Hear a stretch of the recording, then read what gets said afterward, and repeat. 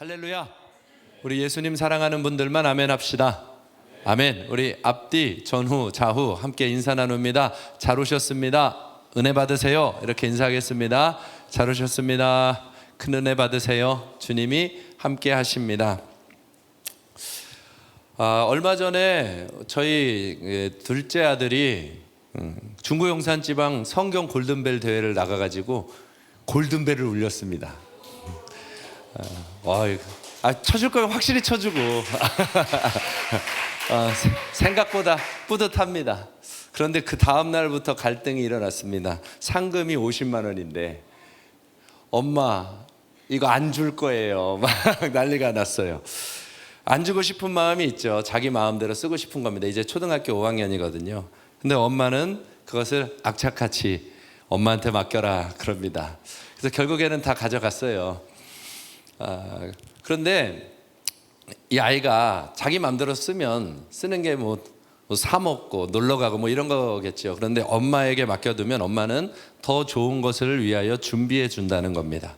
얼마 전에 선교 여행을 갔다 왔습니다. 이 아이가 어려서부터 차곡차곡 뺏긴 돈들이 잘 모여가지고 이번 선교 여행이 아프리카 탄자니아 지역으로 가게 된 겁니다. 걔들이 낸 거보다 부모가 만들어준 게 더 많이 들더라고요. 엄청나게 힘든 그 재정적 부담을 감당했습니다. 근데 이 아이가 동물을 그렇게 좋아해요. 정말 동물을 너무 좋아해서 동물을 케어하고 돌보는 의사가 됐으면 하는 그런 마음까지 갖고 있는데 탄자니아의 세렝게티 초원으로 간 겁니다.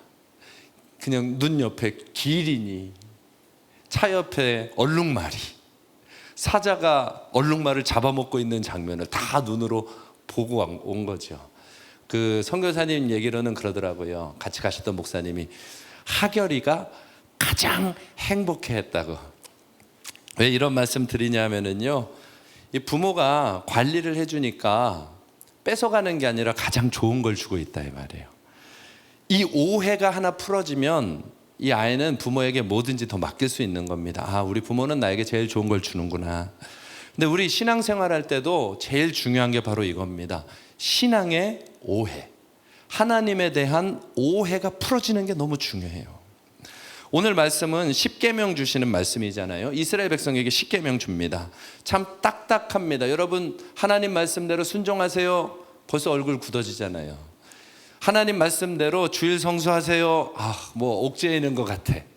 하나님께는 이렇게 헌신해야 됩니다. 이런 얘기만 들어도 마음에 부담이 찾아옵니다. 그런데 하나님이 그게 다 오해라는 거예요.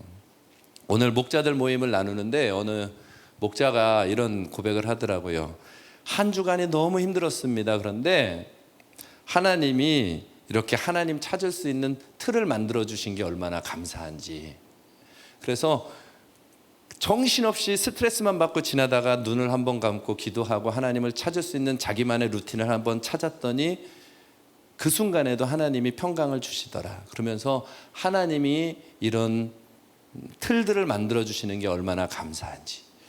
여러분 그 누군가의 고백 같죠? 근데 이게 감리교의 창시자인 웨슬리가 한 이야기입니다. 신학적으로만 안 써서 그렇지 하나님이 우리에게 주신 은혜의 방편들이 있다. 그러면서 은혜 받을 수 있고 회복할 수 있는 방편들이 있는데 그게 예배, 성만찬, 세례, 기도, 이 수많은 방편들을 통해서 하나님을 알 수 있게 해주셨다. 그 신학자, 그 위대한 누군가가 깨달은 그걸 우리 청년이 깨닫고 있더라고요. 이런 틀을 주신 건 하나님의 은혜구나. 여러분이 위대한 목회자보다 더 훌륭한 사람들의 가능성을 다 가지고 있다는 것입니다.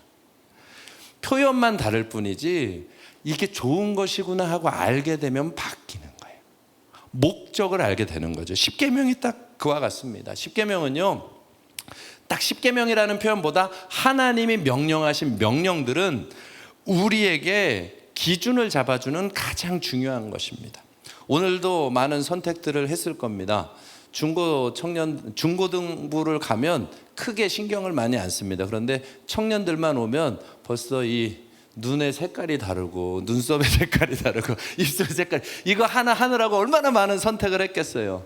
이게 예쁜 거야 라고 하는 기준이 있겠죠. 저마다 선택하는 기준들, 근데 그것에 근원적으로 들어가서 옳고 그름을 판단하는 것, 그 기준을 윤리라고 하는 것입니다.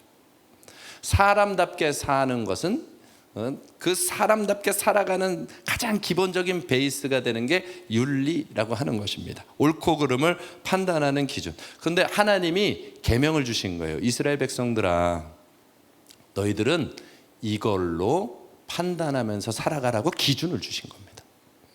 그래서 오늘 말씀 제목이 이렇게 생각하라입니다. 저 잘생겼어요? 감사해요. 여러분 기준이 좀 잘못된 것 같아요. 바라보는 기준, 저마다의 기준이 있는 거잖아요. 하나님은 근데 성도가 이 세상을 살아갈 때 이 기준으로 살아가라라고 하고 주신 게 하나님의 계명, 십계명이라고 하는 것입니다. 그러면 이제 제가 한번 물어보겠습니다. 오늘 중고등부에게도 물어봤던 건데 우리 청년들의 수준을 확인해 볼게요.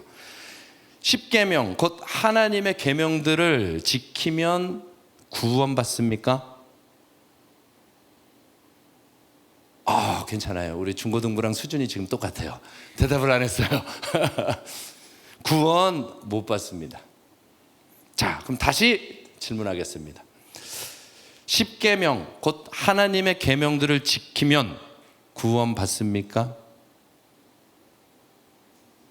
괜찮아요. 그때도 똑같았어요. 거기도 대답 또 안 했어요. 두 번째 질문은 오케이, 구원 받습니다.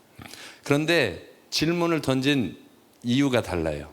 구원받기 위해서 계명을 지키면 구원 못 받아요. 행위로는 구원받지 않습니다. 오직 믿음으로만 구원받습니다. 그런데 구원받은 사람, 믿어서 구원받은 사람은 계명을 지킬 수밖에 없게 됩니다. 그래서 계명을 지키면 구원받는다라고 얘기하는 겁니다. 예를 들면 이런 거죠. 제가 바람둥이에요. 사실 안 믿어지겠지만 뻥이에요. 그 바람둥이인데 이제 한 사람에게 정착해야 되겠다고 결혼하면, 정말 정상적인 결혼을 할 수 있는 사람이라면 이제 다른 여인들에 대한 바람기가 어떻게 돼요? 정리가 되는 거죠. 더 이상 이 여자 저 여자 만나고 다니는 걸 안 하게 되죠. 왜? 내 사랑하는 이 여인과 살기로 결정을 내렸으니까. 믿고 구원받는 자들은 십계명을, 하나님의 계명을 지키게 된다는 거예요. 그래서 오해를 풀어야 됩니다. 사람들은 이렇게 생각합니다. 말씀 지키면서 살아가면 참 어려워, 예수님 잘 믿으려면 불편해, 이런 경향이 있지만 다 오해예요. 정반대예요. 하나님 말씀을 지키면 오히려 행복하게 살아가게 됩니다. 이렇게 생각하자고요. 적어도 이렇게 생각합시다. 한번 따라해 볼까요? 하나님은 가장 좋은 것을 주신다. 저와 여러분에게 주신 십계명은 가장 좋은 것입니다. 하나님의 계명은 가장 좋은 것입니다. 이렇게 설명을 좀 드리고 싶습니다. 어느 정도로 가장 좋은 선물이냐, 딱 요 느낌입니다. 이거 중고등부에서도 얘기했는데, 학생 때 부모님 잔소리 좀 들어보셨습니까? 대부분 맞는 말입니다. 틀린 말이 거의 없습니다. 또 그 내용은 다 누구를 위한 말이에요? 엄마의 만족을 위한 얘기입니까? 다 우리를 위한 말입니까? 우리를 위한 말들입니다. 대부분 맞는 말이고 틀린 말이 하나도 없고 다 나를 위해서 하는 말입니다. 그런데 가장 듣기 싫은 말입니다. 그렇죠? 가장 불편하고 가장 짜증나고 이상하게 그렇게 잔소리만 들으면 화가 나고 자존심이 일어나고요. 그런데요, 정말로 한번 물어볼게요. 만약에 여러분들 부모님 말씀대로 생활했다면 여러분 여기 있을 사람은 하나도 없습니다. 부모님 말씀대로 잘했으면 너 열심히 공부해라, 열심히 공부했으면 여기 다 서울대 갔습니다. 아니에요? 순종 안 했잖아요. 야, 너 어른들 만나면 인사 잘하고 사람들 보면 친절하게 대하고, 이런 얘기 안 들어봤어요? 다 들어봤잖아요. 그렇게 살았으면 여기 이런 표정하고 있을 사람 없습니다. 다 친절하고 사랑이 가득하고 성품이 얼마나 아름다운지 몰라요. 여러분, 그 잔소리대로 다 만약에 살았으면 또 이런 거 있죠. 절대 편식하지 마라. 스팸만 집어먹으면 큰일 난다. 치킨은 무슨 치킨이냐. 야채도 먹어야지. 그거 잘 들었으면 저 같은 얼굴 안 됩니다. 대머리 안 됩니다. 건강해져요. 근데 그거 다 어겼어. 그래서 오늘이 있는 겁니다. 그게 잔소리들입니다. 다 맞지만, 다 나를 위하지만 이상하게 싫어. 근데 하나님의 십계명, 하나님의 계명들이 딱 그와 같은 거예요. 다 나를 위한 말이고, 우리 부모님들은 틀릴 수도 있는데 하나님은 틀리는 거 하나 없거든요. 완전히 우리를 위한 말인데 다 너무 불편하고 듣기 싫은 거예요. 오늘 안식일 계명도 읽었지만 안식일 계명에 뭐라고 합니까? 6일 동안은 힘써 일하라. 학생 때는 힘써 공부하고 청년 때는 힘써 일하고 그랬으면 다 부자 됩니다. 그리고 딱 7일째 되는 날이면 모두 다 쉬게 해주고 이 사랑을 모두 다 경험할 수 있도록 안식을 주고, 여러분 그렇게 하면 여러분 곁에 친구들이 어마어마하게 많아질 겁니다. 이 사람은 만나면 마음이 평안해. 하나님 말씀은요 빈틈이 없어요. 완벽합니다. 그런데 우리가 그걸 원하지 않는 거예요. 정직히 한번 생각해 보자고요. 하나님 말씀대로 살기 싫어가지고 선택하는 일들 중에 좋은 거 뭐 있어요? 죄 안 짓는 거 뭐 있어요? 나를 성공시켜 줄 만한 거 뭐 있어요? 내가 하나님 말씀대로 살기 싫어하고 딱 떠나서 다른 거 선택하는 것 중에 나를 성공시켜 줄 만한 거, 나를 발전시켜 줄 만한 거 뭐 있어요? 사실은 없어요. 근데 하나님이 계명 주신 게 너무 싫다는 거예요. 그건 어디서부터 시작됐냐? 오해에서부터 시작된 겁니다. 오늘 말씀은 저에게는 굉장히 큰 은혜와 감동을 주시는 말씀이 되었어요. 이번 한 주 이 말씀을 묵상하고 준비하다가 하나님 앞에 내가 받은 은혜가 엄청나게 크다는 것을 알고 평생에 이 말씀은 가슴에 새겨야 되지 않겠나.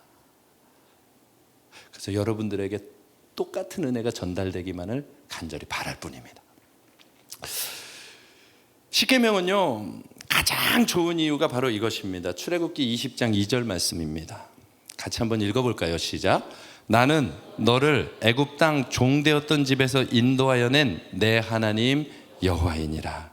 여러분 이 말씀이 얼마나 크게 들려요?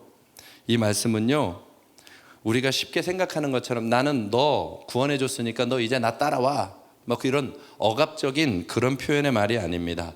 시내산에서 이 말씀을 받는 이스라엘 백성의 자리로 우리가 좀 들어가 볼 필요가 있어요. 시내산 앞에서 하나님께 이스라엘 백성들이 이 말씀을 받을 때는 애굽에서 빠져나와서 그곳까지 오는데 몇 달 정도 시간이 걸쳐서 드디어 시내산에 온 것입니다. 그러니 이스라엘 백성들은요 나는 너희를 애굽 종되었던 집에서 건져냈다라고 하는 이 말을 하나님이 말씀하시자마자 그 말이 무슨 뜻인지 한 번에 알아듣는 거예요. 이 말씀이 무슨 말이냐 하면 오늘은 이 예화가 참 딱 맞는 것 같아요. 중고등부 교사분들은 한 번씩 더 들어도 그냥 듣기를 바랍니다. 이런 것과 똑같은 겁니다. 이 학교에서 일진들에게 고통을 당하는 한 아이가 있는 겁니다. 한 20명 되는 일진이 늘 몇 년째 고통스럽게 괴롭히고 있는 거예요. 돈을 뺏어가고 때리고 장난치고 계속 너무 힘들게 하루하루가 지옥 같아. 학교에다가 말해봤더니 처리가 안 돼. 전학간 학교까지 따라와서 괴롭혀. 부모에게 말해봤더니 더 험한 일이 생겨. 그러니 이러지도 못하고 저러지도 못하고 너무나 고통스러워하는 시간을 보내던 한 아이가 그날도 어김없이 집으로 가는 그 길에 이제 큰 도로를 앞두고 횡단보도에 서 있는데 건너편 횡단보도에 자기를 괴롭히는 일진물이 그 20명이 다 있는 거예요. 얘들이 너무 심심해가지고 뭐 할까 생각했는데 길 건너편에 자기들이 왕따 시키고 꼬봉처럼 부리는 일진이 그 아이가 있으니까 잘 됐다. 쟤를 괴롭히자. 그리고 손가락으로 너 이리 와 이렇게 하고 눈짓을 주고 서로 막 비열한 웃음들. 오늘 뭐 드디어 한 건 했다. 그리고 신호등이 파란불로 바뀐 거죠. 얘는 피할 수도 없어요. 걸어갑니다. 그리고 저쪽에서도 그 20명의 무리가 낄낄대면서 이렇게 올라오는 겁니다. 벌써 수년째 괴롭힘을 당했어요.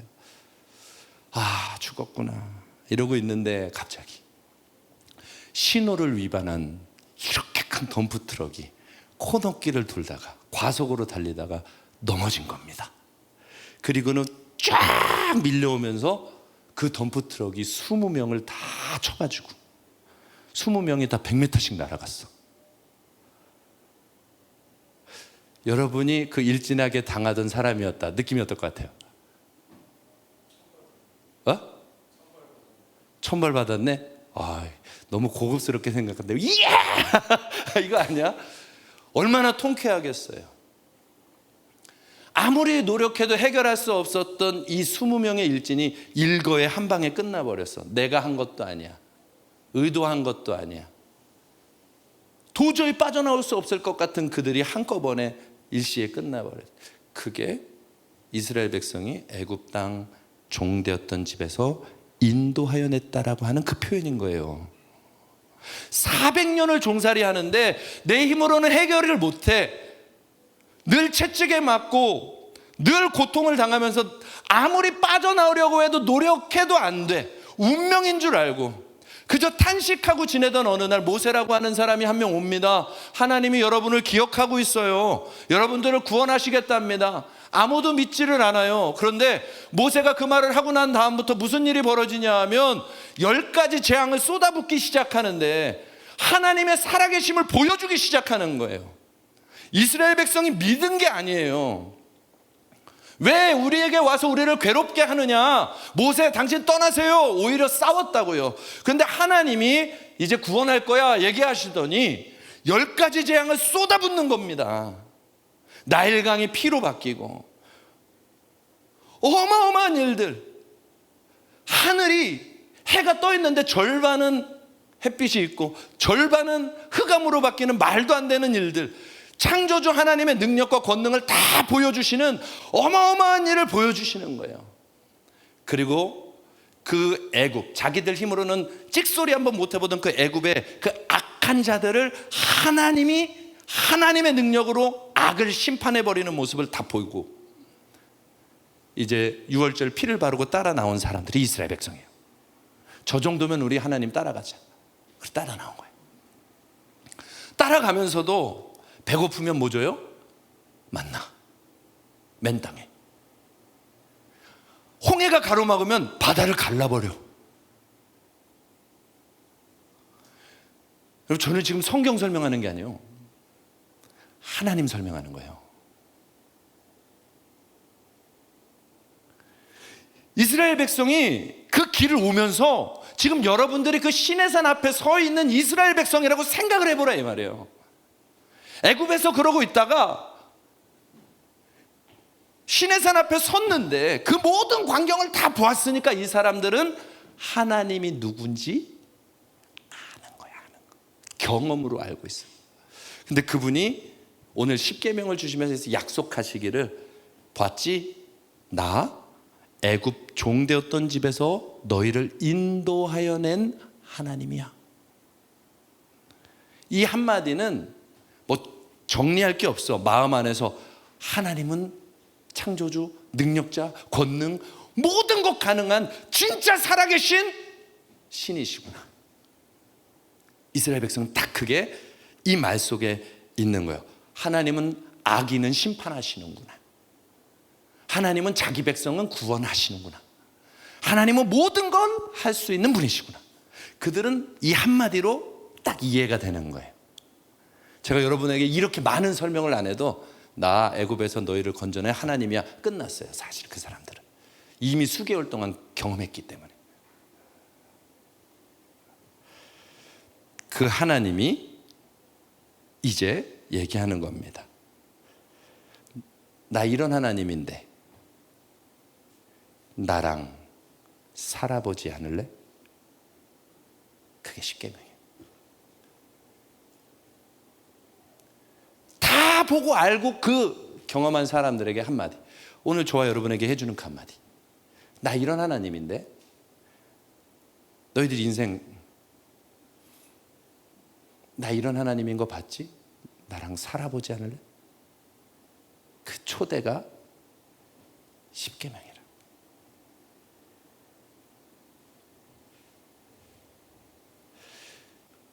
그냥 초대하시는 게 아니에요. 출애굽기 20장 5절 말씀 볼까요? 같이 한번 읽어보겠습니다. 시작. 그것들에게 절하지 말며 그것들을 섬기지 말라. 나 내 하나님 여호와는 질투하는 하나님인즉 나를 미워하는 자의 죄를 갚되 아버지로부터 아들에게 3, 4대까지 이르게 하거니와. 제발 부탁하는데 오늘 성경 공부하듯이 오지 마시고 저 말씀을 전하는 주님 마음을 한번 들어보려고 애를 써보라는 거예요. 저는 저 긴 말씀 중에 딱 세 단어가 보이는 거예요. 나, 너, 하나님. 난 내 하나님이다.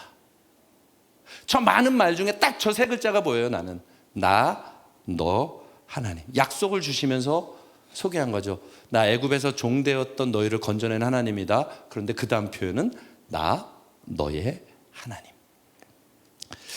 진짜 닭살 돋는 표현입니다. 징그러워가지고.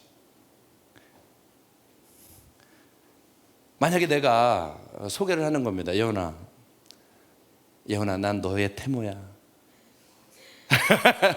봐, 벌써 이렇게 징그러워하잖아. 나 너의 태모야. 나 너의 목사야. 매번 말할 때마다 그렇게 생각해봐요. 나 너의 상진아. 난 너의, 다음 말을 못하겠다. 이 표현이 그 표현인 거예요. 나 너의. 뭐 편집증 같죠. 지독하게 막 쫓아다니는 사람, 그게 아니에요. 나는 이미 너의 하나님 되기로 결정했어. 그 얘기예요.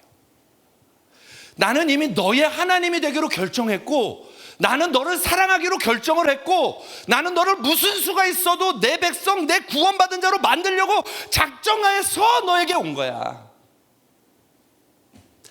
나 애굽에서 구원해낸 하나님인데 나는 너의 하나님으로 이미 나는 마음을 굳혔어. 결정 끝났어요. 그리고 말하는 겁니다. 난 이미 너와 함께 할 건데, 이미 함께 하고 있는데 너 나를 누리며 살고 싶니? 하고 질문 하나 바꿔서 던진 게 십계명이라는 거예요. 그러면 이런 얘기들 할 수 있어요. 하나님, 왜 나죠? 내가 언제 나 선택해 달라 그랬어요? 왜 나를 선택했다고 나를 이렇게 올가매십니까? 그러면 감히 말할게요. 싫으면 가세요. 청소년들 그거 얘기하죠. 엄마, 자꾸 이러면 나 집 나가버릴 거야. 집 나가버리고 싶네. 나가세요. 나가면 뭐예요? 집 나가면 개고생. 나가봐요. 나가봐서 10년만 고생해봐. 집이 제일 좋았구나. 10년이 뭐야? 일주일만 가출해도요, 집 들어가고 싶어서 어떻게 말하고 들어가지. 하나님이 그 얘기하는 거예요. 나 너의 하나님이야. 나 너 하나님. 왜 나를 선택했지? 부모님들에게 그런 얘기 하지 마. 왜 나 낳았어? 부모님도 네가 나올 줄 몰랐어. 왜 나지? 그건 은혜라고 하는 거예요. 로마서 11장 29절에 하나님의 은사와 부르심에는 후회하심이 없다. 왜 내가 모태신앙으로 태어나서 교회를 떠나고 싶어도 떠날 수 없게? 은사와 부르심에는 후회하심이 없어요. 여러분을 하나님이 이미 작정해놓고 불러서 계속해서 나 여기 함께하고 있어. 계속 얘기하고 있는 거다. 하나님의 선택에 물어보는 겁니다. 십계명은요, 나 너와 살아줄 건데 넌 어떠니? 이거 물어보시는 여러분은 어떠십니까? 주님하고 살고 싶습니까? 하나님이 많은 걸 요청하지 않습니다. 하나님과 살고 싶다면 내가 주는 이 계명을 지켜봐. 나는 이거면 충분해 라고 얘기하시는 겁니다. 최소한의 것을 주신 거예요. 오늘 우리가 읽은 말씀들 1계명은 뭐예요? 너와 나 사이에 다른 것 두지 말아라. 이거 어려워요? 동준 형제 이제 앞으로 연애하게 될 텐데, 그렇죠? 아멘 해 빨리. 앞으로 연애하게 될 텐데, 연애하게 될 사람과 나 사이에 다른 걸 놔두는 게 쉬워요? 없애는 게 쉬워요? 없애는 게 쉬운 거예요. 하나님이 그 얘기하는 거예요. 너와 나 사이에 다른 것 두지 마라. 또 내가 너와 함께 하는데 다른 게 너를 구원했다고 말하지 마라. 그게 우상 만들지 말라는 거잖아요.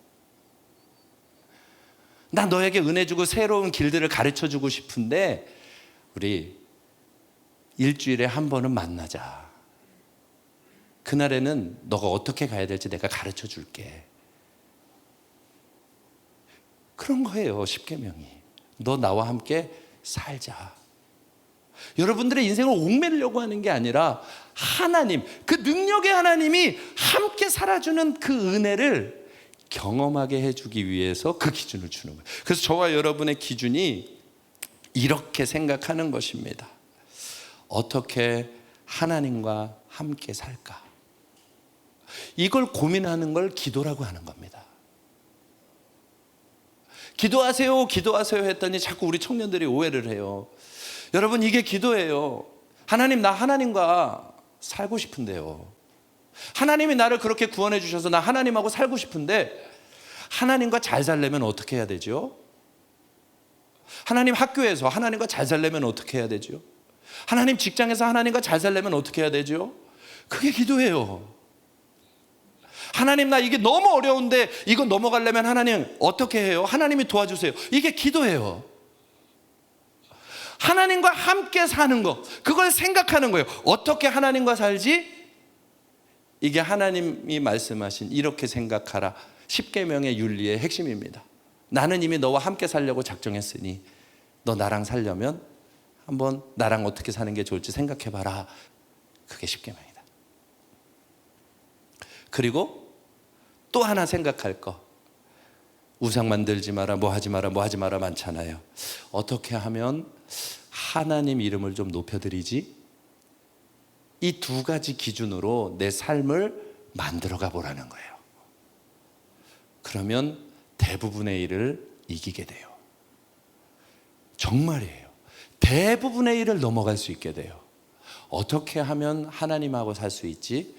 그러면 뭐에 관심이 가겠어요?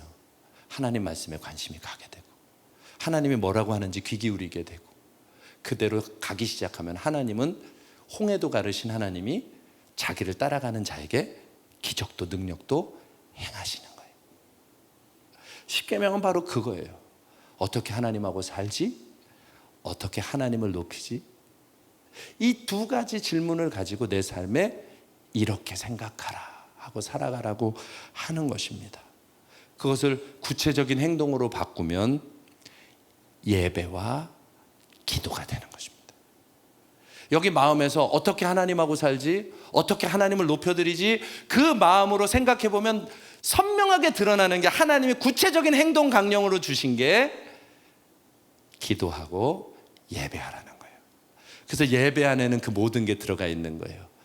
기도도 하고 말씀도 듣고 하나님께 찬양도 하고 하나님을 높이기도 하고, 그 모든 게 여기 들어. 그게 기도와 예배다. 예배 승리해야 되겠죠. 기도 승리해야 되겠죠. 행동에 대한 조항으로 보지 말고 하나님이 나와 함께 하자는 소식으로.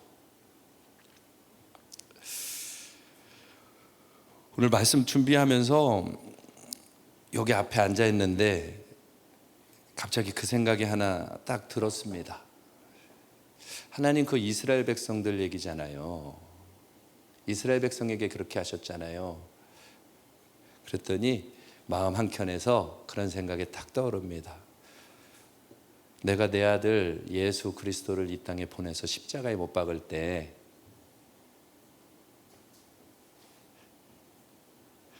이스라엘 백성이었냐 너였냐 이렇게 물어보시는 것 같았어요. 그럼 하나님 왜 나 때문에 예수님을 보내십니까? 하나님 왜 나 때문에 예수님을 십자가에 못 박으십니까? 하나님 왜 나 때문에 예수님을 부활시키십니까? 이유가 없더라. 주님이 나를 사랑하시기로 작정하셨더라. 자꾸 이유 따지는 사람들이 많은데 하나님이 여러분을 사랑하는 것에는 이유가 없습니다. 오늘 여기 나와 계신 여러분들은 주님이 선택한 사람들입니다. 주님이 선택한 사람들입니다. 우연이라도 지나가다가라도 여기 와서 지금 이 하나님의 소리를 들어 예수님이 왜 이 땅에 오셨을까? 이유가 바로 여기 앉아서 이 음성을 듣게 하려고 여러분 때문이라. 못 듣는 게 불행이고 못 듣는 게 안타까운 것이지 나에게 그 하나님이 나를 선택했고 사랑했다는 그 얘기를 들려주고 싶으셔서 이스라엘 백성으로 왜 이스라엘 백성을 하나님이 선택하십니까? 이유가 없어요. 목적이 있다면 선택한 이유는 모르겠는데 목적이 있다면 너 그 사랑 받은 거 가지고 온 세상에 제사장 나라가 되어 모든 사람도 그 사랑 받고 있다는 거 알려주는 민족이 되었으면 좋겠다. 내가 하나님인 거, 내가 너를 사랑한다는 거, 내가 이 세상 모든 사람을 사랑하여 이유도 조건도 없이 예수를 내 사랑하는 아들을 보냈다는 걸 알려줄 수 있는 사람이 너였으면 좋겠다.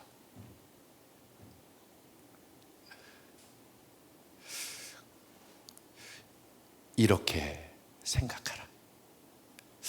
하나님 따라가는 거 무거운 거 아닙니다. 여러분이 생각을 하세요. 나는 진짜 나한테 뭐가 좋은 거지? 하나님 따라가는 게 좋은 건가? 아니면 하나님 없이 살아가는 게 좋은 건가? 이스라엘 백성은 한 번에 알아듣는 거예요. 나의 애굽에서 종되었던 너희를 건져낸 하나님이야. 저 하나님과 살면 문제 없겠다. 그들은 한 번에 하는 거. 그리고 그 계명을 선택하는 겁니다. 난 그러면 하나님과 살기로 결정합니다. 그게 십계명을 선택하는 믿음인 거죠. 여러분들에게 강요하고 싶은 마음이 없습니다. 그러나 하나님의 음성은 들려드릴게요. 하나님이 여러분들 사랑하십니다. 이유 없이 조건 없이 오롯이 오직 여러분만을 위하여 나는 너의 것이야 얘기하시면서 사랑하십니다. 그 하나님과 살고 싶다면 오늘부터 하나님 나 이제는 하나님과 어떻게 살면 좋을까요? 물어보십시오. 그게 기준이 되십시오. 하나님 어떻게 하나님의 이름을 높여드릴까요? 그게 기준이 되십시오. 마지막 세 번째 하나만 더 드리면 이렇게 하면 진짜 대박인데 한번 해볼래요? 해볼래? 이렇게 생각하라. 마지막 세 번째 거. 다윗이 제일 잘했던 건데 하나님 어떻게 하면 하나님 기쁘세요? 앞에 두 개는 여전히 내가 걸려있지만 마지막 세 번째는 너무 좋아서 하나님 어떻게 하면 기쁘세요? 나 그거 해드릴게요.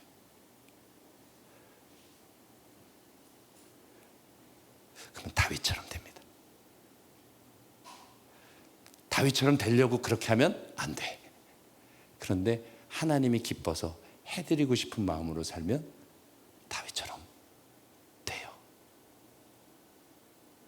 십계명 지켜서 구원받으려고 하면 안 돼. 그런데 하나님 진짜 짱이네요. 나 하나님 없이 못 살 것 같은데요. 주님하고 살아볼게요. 걸어가면 돼요.